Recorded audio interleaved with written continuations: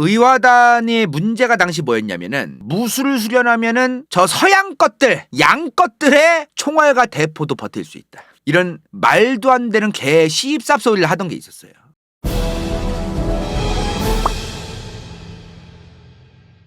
이때쯤에 또다시 정말 말도 안 되는 사이비 종교, 이상한 권법이 짬뽕된 게 툭 튀어나와요. 권법을 익히면 총알과 대포도 튕겨나간다. 의화단입니다. 의화단 운동이 이제 시작되는데, 그 영화 황비용 아시죠? 황비용. 영화 황비용. 이게 딱 의화단 운동이 일어날 즈음의 배경이에요. 황비용이 의화단은 아닌데 어찌됐든 의화단 운동이 막 일어나고 의화단들이 설치고 댕길 때의 배경이야, 저 때가. 어쨌든 의화단 이 양반들 뭐냐면 태평천국 운동 아까 설명드렸죠. 홍수절이라는 애가 이제 사이비 종교 만들어서 이제 설치고 댕긴 거랬잖아, 백성들이랑. 백성들은 똑같아요, 사실은. 자기들 먹고 사는 게 지금 개판이면 그거 나아지면 그만인 거야. 백성들의 삶이라는 게 솔직히 그렇잖아요. 내가 지금 꼭 무언가 사회를 바꾸고 개혁한다는 게 엄청나게 공부를 많이 해야 되고 엄청난 대의명분과 복잡한 철학이 담기고 그런 것도 있으면 좋겠으나 백성들 입장에선 지금 당장 내가 배고프고 내 처자식 못 먹여 살릴 것 같은데 그게 빨리 해결이 돼야 된단 말이지. 그거를 의화단이 이제 할 것 같은 거라. 그러니까 이제 의화단이 또 세력이 커진 겁니다. 의화단은 도대체 어떻게 또 청나라의 국민들을 끌어모아서 세력이 커졌을까? 의화단은요, 갑튀한 게 아니에요. 이미 옛날부터 있던 거예요. 이 양반들은 이미 옛날부터 있던 건데 성향이 있어, 성향. 부청멸양. 청나라를 부흥시키고 서양을 멸한다 이 말이에요. 그래서 서태후는 의화단들이 세력을 키운다는 걸 알고 있었고 얘네가 지금 베이징으로도 오고 있다는 걸 알고 있었어요. 근데 서태후가 일부러 내버려 둡니다. 자기 편으로 쓰려고. 그러니까 서태후 생각이 좀 빠가살이었던 거야. 지금 수많은 서구일강들이 청나라에 들어와 있는데 얘네가 청나라를 위해서 싸운다고 해서 뭐가 해결됩니까? 솔직한 얘기로. 얘네가 무기를 많이 들고 있었다고 치자. 그러면 얘네가 지금 당장 베이징에 있는 서구일강들을 이겼어요. 그럼 끝이냐고. 그 이후에 후속 부대가 또 올 거 아닙니까? 서구일강들도. 그러면 또 개박살 날 텐데 외교적 트러블만 생기는 거잖아요. 근데 서태후는 얘네를 이용해서 저 부청멸양이 가능할 거라고 생각했었어. 얼마나 아메바처럼 생각했던 거야. 당시 국제정세가 얼마나 복잡한데. 사실 갑신정변에 대한 생각을 좀 말씀드리면은 3일 천하로 끝나잖아요. 뭐 하는 짓이야 그게. 일본을 끌어들여가지고 그거를 다 할 거라고 생각하면 안 되지. 얼마나 그게 복잡한 건데. 일본이 들어올 때 그냥 들어오겠어. 그리고 걔네 도와줄 때? 그것도 아니잖아요. 그죠? 의화단의 문제가 당시 뭐였냐면은 무술을 수련하면은 저 서양 것들, 양 것들의 총알과 대포도 버틸 수 있다. 이런 말도 안 되는 개 시입삽 소리를 하던 게 있었어요. 됩니까 이게? 이미 1800년대 중후반 내내 1차 아편전쟁, 태평천국 운동, 2차 아편전쟁 내내 이미 의화단도 같이 퍼지고 있던 겁니다. 자, 그럼 상황이 뭐야 지금? 이런 상황이었던 거죠. 대략 당시 상황이 1차 아편전쟁 터지자마자 이미 그 이전에도 의화단은 있었는데 태평천국 운동만 퍼지는 게 아니야. 당시에는 별의별 사이비 종교, 교주, 난 일으키겠다고 막 지가 장군하겠다는 애들, 좀 듣도 보도 못하는 애들 청나라 사방팔방에서 막 튀어나오고 막 그랬었어. 그 중에서 이름난 애들이 태평천국 운동이었을 뿐이지. 근데 이제 그 중에서 의화단도 있었던 거죠. 그 의화단은 본격적으로 이제 세력을 가지고 이제 전쟁을 벌였던 건 아닌데 이 청일전쟁 이후부터 이제 의화단도 본격적으로 이제 세력을 키워가지고 이제 서양 것들 다 쳐부셔야 된다면서 막 싸우기 시작하는 겁니다. 이제 의화단들이. 자, 이 사진이 이제 텐진에서의 의화단 단원이라고 하네요. 이제 뭐 저 깃발들 들고 이제 뭐 삽이나 무슨 뭐 칼이나 곡괭이나 이제 이런 거 들고 이제 돌아다니는 거야, 이 양반들. 근데 이 양반들이 문제가 뭐냐면 이 양반들 사상이 어떻댔어? 부청멸양, 서양 것들 다 잡아줘야 된다. 그래서 이 양반들이 길거리 다니다가 갑자기 기독교 선교사 보이고 서양 사람 보이면 잡아 죽여요. 이유 없어. 저 새끼가 잘못을 했냐 안 했냐 그런 거 없어. 그냥 보이면 죽여. 그러면서 이제 베이징까지 들어가는 겁니다. 그걸 서태후가 내버려둬요. 아까도 얘기했지만 왜 얘네 병력이랑 우리 청나라의 병력을 합하면 서양 애들을 이길 수 있다. 일단은 베이징에서 서양 외교관이나 이런 애들을 일단 칩니다. 서태후가 우동사리 같은 명령을 내려. 의화단들은 들으라! 우리 청나라 관군들은 당신들과 힘을 합해서 저 외세에 대항하여 청을 수호할 거다. 같이 힘을 합해서 이 청나라를 수호하라고 서태후가 명을 내려요. 실제로 이런 개 시입삽 소리를 해. 그리고 서태후는 베이징을 튑니다. 베이징에서 튀어요. 어디로? 장안. 베이징에서 시안으로 튀어 권법을 익혀서 총알과 대포를 이겨낸다? 있을 수 없는 일이죠. 그렇게 당시에 영국, 프랑스, 독일, 미국, 러시아, 일본, 이탈리아, 오스트리아의 연합군이 1900년 딱 1900년 베이징으로 들어옵니다. 러시아 애들 지금 총알 개수 보이세요 이거? 그리고 의화단과 청나라 관군들은 이 열강 8군 서구열강 8개 국가의 연합군에게 탈탈탈탈 개박살납니다. 청나라는 이후에 8개국 열강과 또 조약을 맺어요. 자, 이제 나라가 아니에요. 거의 이제 이쯤 가면은 답도 없어요. 39년간 은 4억 5천만 양을 갚는다. 저 엄청난 양이거든요. 진짜로. 배상금의 연이자는 4%를 관세로 충당한다. 서구열강이랑 이제 무역을 하면서 청나라도 관세를 받을 거 아닙니까? 그 관세로 이제 내라는 얘기지. 그럼 서구열강들 입장에서는 뭐야? 관세를 우리가 너네한테 내기는 내는데 낸 거 그대로 우리한테 내놔.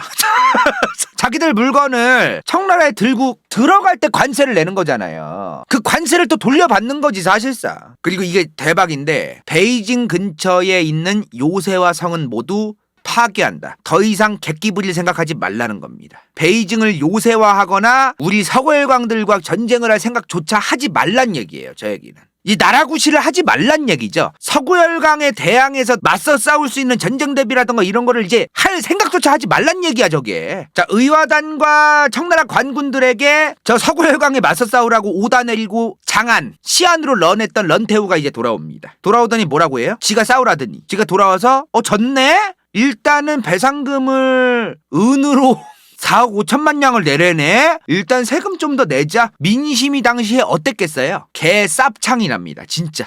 그거 아세요? 청나라가 1차 아편전쟁 때 1차 아편전쟁 터지기 직전까지도 임칙서까지 파견하면서 아편을 금지시키죠. 이제 청나라는 1900년대 초반부터 아편 생산을 무럭무럭 하라고 지양시킵니다. 아편 좀 많이 재배하거라! 이지랄해! 그거 팔아서 배상금 갚으려고. 그래서 1880년대에 청나라 내수용 아편이랑 수입 아편의 그 양이 4대 1이었대요. 수입 아편보다도 저 당시에 아편이 더 많았던 거야. 1890년대 되니까 10배가 됐대요. 수입하는 거에 10배를 청나라 안에서 재배를 합니다. 1900년대 초반에는 청나라 전체 세금의 60%가 아편에서 걷는 세금이었다고 얘기가 나올 정도래요. 국가가 곳간이 비고 갚을 돈이 없으니까 이제 너네 아편 마음껏 펴 대신 세금 좀 내 이지랄하면서 아편을 오히려 피게 하고 아편을 오히려 재배하게 하고 이지랄 떨었다는 겁니다. 그러면 이 당시에 청나라에서 무슨 일이 있었겠어요? 농사 지을 사람 아편 빨고 아편 재배하고 경제활동하고 여러 가지 일해야 되는 사람들 아편 빨고 아편 중독되어 있고 개나 소나 다 아편만 빨고 있는 거야 그냥. 원래는 쌀과 곡식을 재배해야 되는 땅들이 점점 아편밭이 되어가는 거예요. 식량은 안 그래도 부족한데 더 부족해지고 아편은 아편대로 더 재배되고 이런 상황이 이제 벌어지기 시작했던 거죠. 근데요 당시 서태후는 상관없었어요. 이런 게 평상시에 사과 처먹고 싶을 때 사과 처먹고 만안전석으로 존나 깔아놓고서 술 처먹고 싶을 때 술 처먹고 이지랄 떨고 싶을 때 떠는 것만 유지되면 상관없는 사람이었으니까 국민들이 아편을 재배하고 중독이 되어서 뒤지든 말든 그건 별로 서태후한테는 중요한 게 아니었습니다. 그 아편 재배하고 아편 취해가지고 사람들 삶이 갈가 먹혀지든 말든 간에 그냥 내버려 두고. 그거 아세요? 영국이 청나라에 아편 팔아먹으려고 난리를 치잖아요. 이 당시에 1900년대 초반에 서양 선교사들이 청나라 사람들이 아편을 너무 많이 빨고 망가지니까 오히려 서양 선교사들이 아편 금지 캠페인을 벌입니다. 그 나라의 정부가 얘기하는 게 아니라 서구열강 때문에 어쩌다 보니 들어온 서양 선교사들이 청나라 사람들한테 아편 피면 안 된다고 캠페인을 벌여요. 망조 든 거예요. 망조. 나라가. 영국이 1907년부터 스스로 청나라의 아편을 덜 팔아요. 청나라의 아편을 덜 팔기 시작해 영국이. 아니 팔고 싶어서 환장하더니 왜? 영국도 이제 이렇게 생각을 하는 거야. 야 얘네 아편 너무 많이 피는데? 얘네 아편 너무 빨리 펴서 빨리 죽거나 경제활동을 안 하면 얘네한테 빨아먹을 게 뭐가 있냐?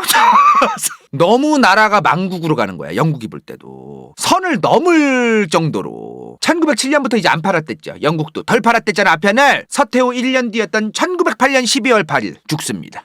이제 몇 년 뒤면 신해혁명 터지거든요. 그 신해혁명 터지기 딱 2, 3년 전에 뒤져요. 타이밍도 뒤져 진짜. 나라 이 개판 만들어 놓고 이제 몇 년 뒤에 신해혁명 터지겠네. 나 먼저 갈게 하고 죽어. 뭔 지랄이야 저게. 혁명이 터지고 난이 일어나게끔 기반이랑 기반은 다 만들어 놓고 지는 그냥 편하게 살다 죽어. 근데 그거 아세요? 서태후가 이 양반이 지금 과식을 해서 체해가지고 죽었다 뭐 별의별 얘기가 많아졌대. 근데 이 양반이 죽기 직전에 당시 황제였던 광서제 있죠. 광서제가 조금 더 먼저 죽어요. 근데 이 광서제 능발구를 했었어요. 2008년에 중국에서. 근데 광서제 유골이랑 이제 머리카락을 조사를 해봤대. 다량의 비소 성분이 발견되었다고 나옵니다. 독살이 된 게 거의 확실시 된다는 거죠. 서태후가 지금 언제 죽었어요? 서태후가 1908년 12월 8일에 죽죠. 광서제가 1908년 11월 14일에 죽어. 그럼 둘이 한 20일밖에 차이 안 나 지금. 한 25일에서 20일 정도. 뭔 말이야 이게. 서태후가 광서제를 앉힐 때도 동치제가 죽고 나서 아기를 데려와서 4살짜리를 앉힌 게 광서제고, 서태후가 지가 죽기에 한 달 전쯤에 광서제를 죽인 게 맞다면 또 섭정을 하려고 그 죽을 그날까지도 섭정할 생각을 하고 있었다는 거죠. 아기를 꽂아 놓으면 지가 섭정할 수가 있잖아요. 뭔 말인지 이해되시죠? 광서제가 죽자마자 바로 또 어디서 3살짜리를 주워와요. 그래서 앉혀요. 그리고 또 서태후의 섭정이 시작되는데 그 섭정은 20일 만에 끝나. 얼마 안 살았으니까. 그리고 죽어요 이제. 그 서태후가 죽기 직전에 앉혔다는 그 3살짜리 황제. 그 3살짜리가 바로 푸이입니다. 선통제. 영화도 있죠? 푸이. 저렇게 황제된 거예요 제 애기가. 저 양반이 태어나서 3살 때 세상 물정 모르다가 황제된 거예요. 이미 청나라의 황실, 그리고 당시 청나라의 상황, 서구열강들이 들어가 있는 상황, 더 이상 청나라의 재기가 과연 가능한 상황이었을까. 저는 솔직히 개인적으로 푸이 불쌍한 사람이라고 생각합니다. 물론 뭐 중국에서는 뭐 민족 반역자고 만주국의 뭐 황제였고 뭐 이런 얘기를 하지만, 저는 이 사람의 어릴 때부터의 삶, 세상 물정을 모르면서 살다가 일치이고 저리치이고 일 끌려가고 막 이랬던 삶을 돌아보면 저는 이 사람을 조금은 좀 불쌍한 사람이라고는 해주고 싶어요. 이 양반이 뭐 만주국의 황제가 되고 뭐 이런 거는 좋게 볼 건 아닌데, 이 사람 개인의 삶을 돌아봤을 땐 불쌍한 건 맞다. 1908년에 이제 황제가 됐어. 이 애기가 3살짜리가. 또다시 민심은 어디로 향했을까? 또다시 개혁인 겁니다. 혁명. 민심은 개혁과 혁명을 요구했겠죠. 배고픈 걸 해결해달라고 얘기하고, 이미 양무운동이든 변법장항운동이든 아니면 난이 일어난 태평천국이든 의화단이든 다 실패했습니다. 이제 제대로 개혁해줄 사람이 있어야죠. 민심이 의지할 사람. 1911년 신해혁명의 주역 순원입니다. 여기까지. 이번 영상이 볼만했다면 좋아요와 구독, 재미없었다면 이건 재밌을지도 몰라.